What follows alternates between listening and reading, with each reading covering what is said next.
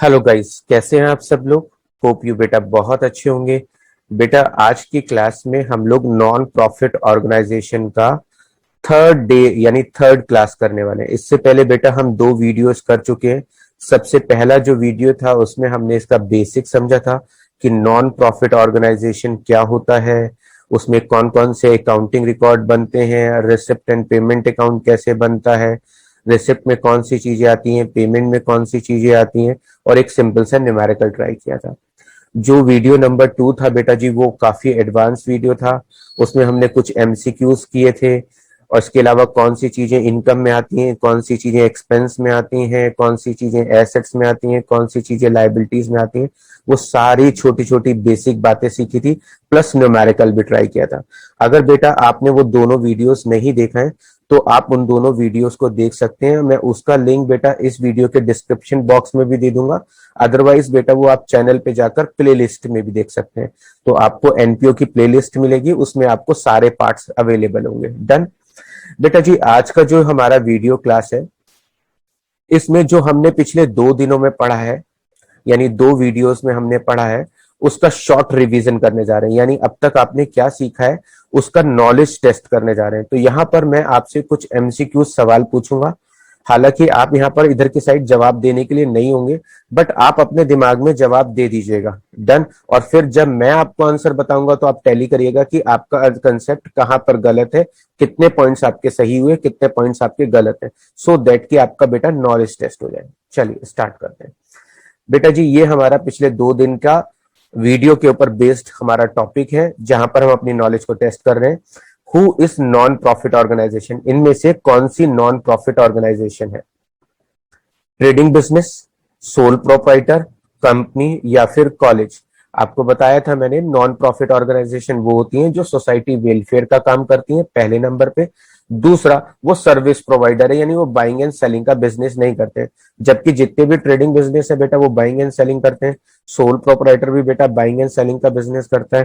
Company भी most of the time buying and selling ही करती है। तो ऐसे में बेटा जी कॉलेज जो है वो सर्विस प्रोवाइडर है और वो सोसाइटी वेलफेयर के लिए काम करता है, सोसाइटी को हेल्थी रखना, इसके अलावा सोसाइटी को क्योर रखना, इसके अलावा सोसाइटी को अच्छी सर्विस प्रोवाइड करना, medical facility, medical aid provide करना। तो ऐसे में जितने भी कॉलेजेस हैं वो उनका मेन मोटिव होता है सोसाइटी को हेल्थी रखना, और बदले में वो अपना जो ट्रीट करते हैं उसके फीस चार्ज करते हैं, वो उनकी इनकम बन जाती है। तो यहाँ पर आंसर है बेटा नॉन प्रॉफिट ऑर्गेनाइजेशन। इसके अलावा आता है what is purpose of non profit organisation. Non profit organisation का मेन मकसद होता है प्रॉफिट कमाना, इनकम कमाना, कॉस्ट को रिड्यूस करना या सोसाइटी को हेल्प करना। तो आपने अपने मन में जवाब सोच लिया होगा बेटा जी, तो इसका सही आंसर है सोसाइटी को हेल्प करना।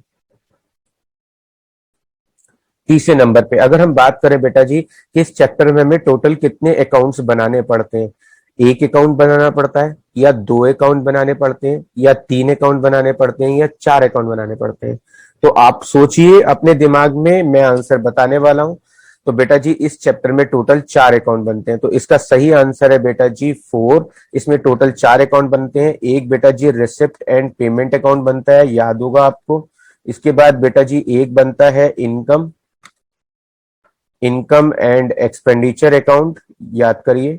इसके अलावा बेटा जी 2 बैलेंस शीट बनती हैं, एक प्रीवियस ईयर की बेटा जी PY, और एक बैलेंस शीट बनती है बेटा जी करंट ईयर की। तो इस तरीके से बेटा जी काउंटिंग में टोटल 4 बैठ जाएंगे स्टेटमेंट। डन। ये आ गया। तो इस चैप्टर में टोटल 4 स्टेटमेंट बनते हैं, receipt and payment account, income and expenditure account, balance sheet previous year की और बैलेंस शीट करंट ईयर की। डन। आगे चलते हैं बेटा। Question number 4, which account is not prepare in NPO. इस चैप्टर में कौन सा अकाउंट है जो आपको नहीं बनाना पड़ता। Trading and profit and loss account number 1, number 2 receipt and payment account, number 3 income and expenditure account, number 4 balance sheet.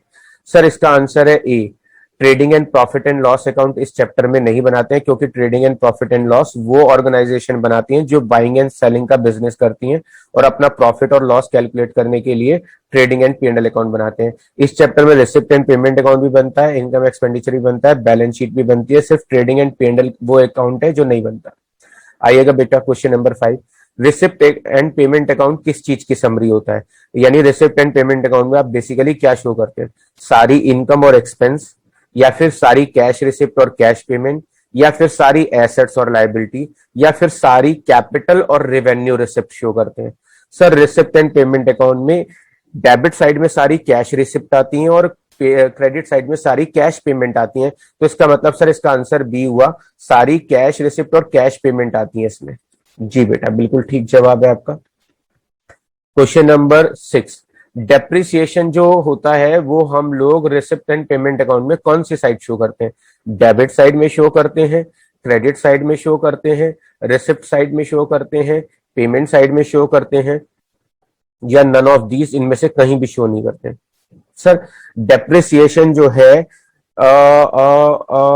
Sir कंफ्यूजर है, हमें नहीं पता, आप बताइए। बेटा डेप्रिसिएशन जो है वो रिसिप्ट एंड पेमेंट अकाउंट में शो कहीं भी नहीं होता, क्योंकि डेप्रिसिएशन एक नॉन कैश एक्सपेंस होता है। डेप्रिसिएशन वो एक्सपेंस होता है जो मशीन की वैल्यू, यानी मशीन को यूज करते रहने से जितनी उसकी वैल्यू कम हो जाती है बेटा उसको डेप्रिसिएशन बोलते हैं। और जितना भी डेप्रिसिएशन हम लगाते हैं वो एसेट्स में से माइनस करके एक्सपेंडिचर में एज ए लॉस शो करते हैं। तो डेप्रिसिएशन कोई कैश एक्सपेंस नहीं होता, वो नॉन कैश एक्सपेंस होता है, इसलिए बेटा वो रिसिप्ट एंड पेमेंट अकाउंट में कहीं भी शो नहीं होता। 7th क्वेश्चन पे आते हैं बेटा जी। गवर्नमेंट ग्रांट अगर हमें मिली है तो बेटा वो इनकम है, एक्सपेंस है, एसेट्स है या लायबिलिटी है? सर हमें याद है, हमने पिछली वीडियो देखी थी, उसमें आपने बताया था कि अगर हमें गवर्नमेंट ग्रांट मिली है तो वो इनकम होती है। गवर्नमेंट ग्रांट जो होता है वो डोनेशन होती है जो हमें गवर्नमेंट से मिली है। डन, हाँ बेटा बिल्कुल ठीक सोच रहे हैं आप। लाइफ मेंबरशिप अगर आपको फीस रिसीव हुई है तो वो इनकम है, एक्सपेंस है, एसेट्स है या लायबिलिटी है? Sir life membership fees liability में शो होता है। लाइफ मेंबरशिप वही चीज होती है जो कई सालों का पैसा एक मेंबर हमारे पास एक साथ एडवांस में दे देता है। हाँ जी बेटा बिल्कुल आपने सही लॉजिक लगाया कि लाइफ मेंबरशिप फीस लायबिलिटी होता है। प्रिंटिंग स्टेशनरी अगर आपको क्वेश्चन में दी है तो वो इनकम है, एक्सपेंस है, एसेट्स है या लायबिलिटी है? सर प्रिंटिंग और स्टेशनरी तो ऑफिस में यूज होती है और वो डे टू डे यूसेज का खर्चा है, तो सर ये एक्सपेंस हुआ। जी बेटा बिल्कुल सही लॉजिक लगाया आपने कि ये हमारा एक्सपेंस है। प्राइस फंड अगर हमें क्वेश्चन में दिया है तो बेटा वो किस साइड आता है? सर प्राइस फंड आपने याद है हमें बताया था प्रीवियस वीडियो में कि अगर हमें प्राइस फंड मिला है और किसी भी चीज के आगे फंड लिखा है तो वो लायबिलिटी होता है। हाँ बेटा बिल्कुल सही लॉजिक लगा रहे हो आप कि अगर किसी भी चीज के आगे फंड लिखा है तो वो लायबिलिटी होता है। आइएगा बेटा जी, एंडोयमेंट फंड अगर आपको रिसीव हुआ है, इनकम है, एक्सपेंस है, एसेट्स है, लायबिलिटी? सर एंडोयमेंट फंड वही होता है ना कि अगर हमें किसी से कोई गिफ्ट रिसीव हुआ है तो हम उसको एंडोयमेंट फंड कहते हैं। हाँ बेटा जी। और सर इसके आगे फंड लिखा है? हाँ जी बेटा। सर तो ये लायबिलिटी में आएगा, बिल्कुल ठीक बेटा। इनकम एक्सपेंडिचर अकाउंट किस चीज की समरी होता है? ऑल रिवेन्यू इनकम और एक्सपेंडिचर की, ऑल कैश रिसिप्ट और पेमेंट की, ऑल एसेट्स और लायबिलिटी की, ऑल कैपिटल इनकम और एक्सपेंडिचर की। Sir income and expenditure account में इनकम साइड में तो हम सारी जो इनकम ड्यूरिंग द ईयर हमें हुई होती है वो लिखते हैं, और एक्सपेंडिचर में टू साइड में हम वो सारे एक्सपेंस लिखते हैं जो ड्यूरिंग द ईयर हमने पे किए। तो सर इसमें सारी के सारे रिवेन्यू नेचर की इनकम और एक्सपेंस आते हैं। इसमें सर कैपिटल इनकम और कैपिटल एक्सपेंडिचर, बेटा कैपिटल इनकम जैसे डेटर से मुझे कोई पैसा रिसीव हुआ, कोई एसेट्स मैंने बेची, ठीक, मैंने किसी बैंक से कोई लोन लिया, ऑनर ने बिजनेस में कैपिटल इन्वेस्ट की, ये सब बेटा जी कैपिटल रिसिप्ट होती है। इसके अलावा बेटा जी मैंने कोई मशीन खरीदी, मैंने फर्नीचर खरीदा, मैंने बैंक का लोन का पैसा वापस कराया, बेटा ये कैपिटल एक्सपेंडिचर होते हैं। डन। तो इसमें सारी रेवेन्यू इनकम और एक्सपेंडिचर आते हैं। 3rd नंबर पे कि what is find out by preparing income and expenditure account? Income and expenditure account बनाकर क्या फाइंड आउट होता है? सर आप बताना, हम बताएंगे। बेटा मैं सिर्फ ऑप्शन बोल रहा हूं, gross profit gross loss, net profit net loss, surplus और deficiency, position of business. Sir इससे इनकम एक्सपेंडिचर अकाउंट बनाने से हम निकालते तो प्रॉफिट और लॉस है, लेकिन उसे इस चैप्टर में हम सरप्लस और डेफिशिएंसी बोलते हैं। तो इसका आंसर सर सी है। जी बेटा बिल्कुल सही लॉजिक लगा रहे हो आप कि इसका आंसर सी है। 14 नंबर पे आते हैं बेटा जी। What is find out by preparing receipt and payment account? Receipt and payment account बनाने से अक्सर हमें क्या फाइंड आउट करते हैं?